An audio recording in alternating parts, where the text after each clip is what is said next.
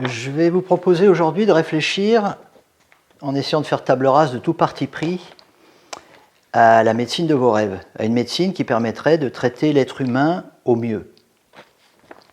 De quoi avons-nous besoin en médecine ? On a besoin d'une médecine qui soit moderne. Moderne, ça veut dire une médecine qui soit en expérimentation et en révolution permanente, parce qu'il faut bien que les choses évoluent, progressent. Il ne faut pas se priver du progrès. En même temps, on a besoin d'une médecine qui soit traditionnelle, c'est-à-dire qui repose également sur un savoir, sur une expérience séculaire, millénaire si possible, parce que c'est quand même dommage de se priver de la sagesse des anciens, des savoirs, des connaissances, des expériences qui se sont accumulées et qui nous évitent de répéter à l'infini les mêmes erreurs.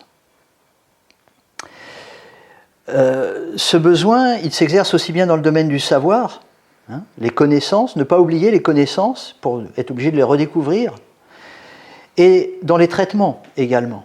Vous savez, on parle des remèdes de bonne femme, par exemple, qui venaient du latin bona fama, qui a donné le mot fameux, les remèdes de bonne renommée, c'est-à-dire que quand une chose fonctionne depuis longtemps, peut-être que ça coûte moins cher et que c'est moins intéressant pour un laboratoire, mais c'est précieux, parce qu'on sait que ça marche, que ça ne coûte pas cher et qu'éventuellement ça n'a pas trop d'effets secondaires. Donc bon, ça c'est un autre sujet. Mais voilà, donc on a besoin d'une médecine à la fois moderne et traditionnelle. On a besoin d'une médecine qui soit analytique, précise, voire disséquante, c'est-à-dire qui soit capable d'aller effectivement rechercher le détail. Mais dans le même temps, on a besoin d'une médecine qui soit synthétique, qui soit systémique, qui soit globale. Global, ça ne veut pas dire flou. Mais on a besoin d'une médecine qui soit comme un aigle, c'est-à-dire qui soit capable de voir la petite souris et qui soit capable de voir tout le paysage en même temps. On a besoin d'une médecine qui, bien sûr, soit symptomatique, parce que les symptômes, c'est dérangeant. À commencer par celui de la douleur, celui de la fièvre, des choses comme ça. Il faut savoir soulager les symptômes les plus inconfortables, les plus dérangeants, les plus inquiétants.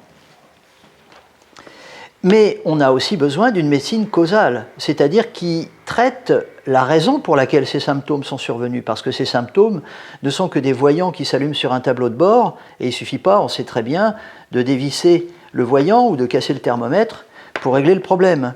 Donc dans le diagnostic, comme dans les traitements, on a besoin d'une médecine symptomatique, je dirais, dans l'urgence, mais causale dans la durée, si on ne veut pas que ces urgences se répètent à l'infini et soient traitées à vie à l'infini. Ce qui nous amène au fait qu'on a besoin d'une médecine d'urgence, d'une logique de guerre parfois, quand il y a vraiment une guerre à mener contre une maladie.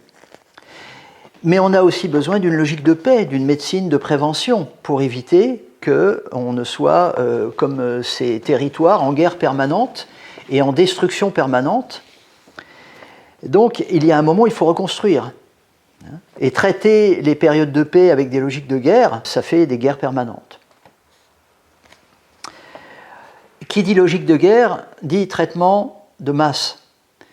Parce que, effectivement, dans ces logiques-là, par exemple dans des cas d'épidémie, on ne regarde pas l'individu. On parle en nombre de cas. Donc les patients deviennent anonymes. Mais on a bien sûr, en dehors de ces situations, besoin de traitements et de médecine individuelle, c'est-à-dire qui traite chaque patient comme si c'était un roi, un empereur, une médecine impériale. Parce qu'on doit prendre soin de chaque individu, il n'y a pas deux personnes totalement identiques. Donc on a à la fois besoin d'une vision globale dans les traitements, à certains moments, et à d'autres moments d'une vision individualisée. On a besoin d'une médecine qui soit technologique, c'est-à-dire qui puisse suivre les évolutions des sciences et des technologies et les apports que ça peut fournir, notamment dans la lecture du corps humain. Mais on a aussi besoin d'une médecine qui soit clinicienne, c'est-à-dire qui tient compte des manifestations dont le patient se plaint, de ce que l'on peut observer humainement, parce que c'est quand même le patient qui est important, et que les examens technologiques, donc, qui reposent sur une technologie, disent certaines choses et parfois le patient dit autre chose. Donc qu'est-ce qui est le plus important? Avant, on appelait ça des examens complémentaires. Et on a l'impression que c'est le patient qui est devenu complémentaire. On a besoin d'une médecine efficace, d'une médecine puissante, ça rejoint la logique de guerre, mais on a aussi besoin d'une médecine équilibrante, d'une médecine non iatrogène, c'est-à-dire qui ne fait pas autant de dégâts ou plus de dégâts qu'elle ne promet de ce qu'elle va libérer comme problème. On a d'ailleurs besoin d'une médecine capable de traiter les effets secondaires de l'autre médecine, parce que la iatrogénie est une cause majeure de pathologie. Il suffit de regarder un ouvrage comme le Vidal ou le Dorose pour voir que les effets secondaires des médicaments, c'est une cause de maladie à part entière. On a besoin, dans la médecine, d'une approche matérialiste, parce que, voilà, on a un corps, et donc c'est sur ce corps que se fixent tous les problèmes. Mais on a aussi besoin d'une médecine qui est une approche, alors comment on va le formuler? Énergétique, psychique. On parle de 3 trésors, par exemple, en médecine chinoise. La matière, l'énergie, l'esprit. C'est-à-dire qu'on a des problèmes qui sont de nature organique. On a des problèmes qui sont de nature fonctionnelle. Puis on a des problèmes qui sont de nature psychique, émotionnelle, cognitive, etc., psycho-affective. Ces niveaux s'interpénètrent, on ne peut pas les séparer. Un être humain, c'est ces 3 étages en même temps. Et d'ailleurs, dans la mécanique quantique, on s'intéresse à l'importance de la conscience, y compris sur les phénomènes matériels. Donc, il est hors de question, si on s'intéresse à l'ensemble des sciences, à savoir la biochimie, la physique, la mécanique quantique, on ne peut pas les séparer fondamentalement chez l'être humain. Donc, une médecine complète devrait intégrer ces différents regards, ces différentes facettes de l'être humain vues par différentes sciences. Il n'y a pas une science, il y en a plusieurs. Il n'y a pas une médecine, visiblement, il y en a plusieurs. On a besoin d'une médecine qui traite les maladies, mais on a aussi besoin d'une médecine qui traite les malades. On a besoin d'une médecine qui repousse la mort, mais on a aussi besoin d'une médecine qui accepte la mort, qui aide peut-être à mourir. Parce que venir au monde, c'est important, retourner au monde, c'est important également. On a besoin d'une médecine qui contrôle le vivant. Peut-être que le terme contrôle est un peu fort, mais on peut essayer. Mais on a surtout besoin d'une médecine qui respecte le vivant, si on considère qu'on appartient au vivant et que le vivant ne nous appartient pas. Et que, comme disait Rousseau, on ne peut commander à la nature qu'en lui obéissant. Pour le dire autrement, on a besoin d'une médecine pasteurienne, mais on a aussi besoin d'une médecine hippocratique. On a besoin d'une médecine qui traite avec le cerveau, mais on a besoin aussi d'une médecine qui traite avec le cœur. Le cerveau, en médecine chinoise, correspond à la lune. Le cœur correspond au soleil. La lune, c'est le reflet du soleil. Elle ne fait que réfléchir la lumière du soleil.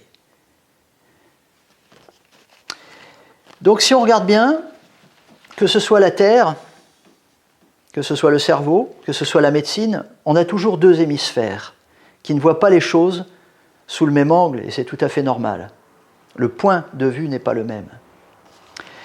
2 hémisphères qui montrent que dans notre société, la médecine est totalement hémiplégique.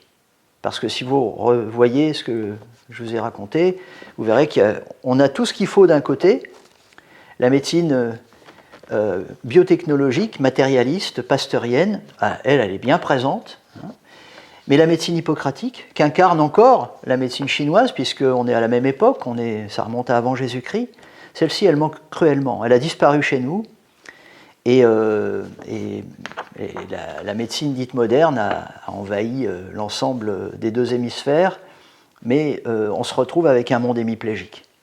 Donc si vous trouvez que ce n'est pas tout à fait normal de soigner quand on est hémiplégique, parce qu'on a d'abord à se soigner soi-même, bienvenue dans les formations de médecine de type hippocratique, bienvenue dans les cabinets de type hippocratique.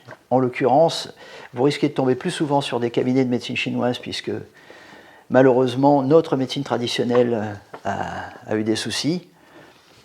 Bienvenue dans les lieux où la maladie n'est pas plus importante que le malade. Merci de votre réflexion. 青春就是一场一场奔跑的节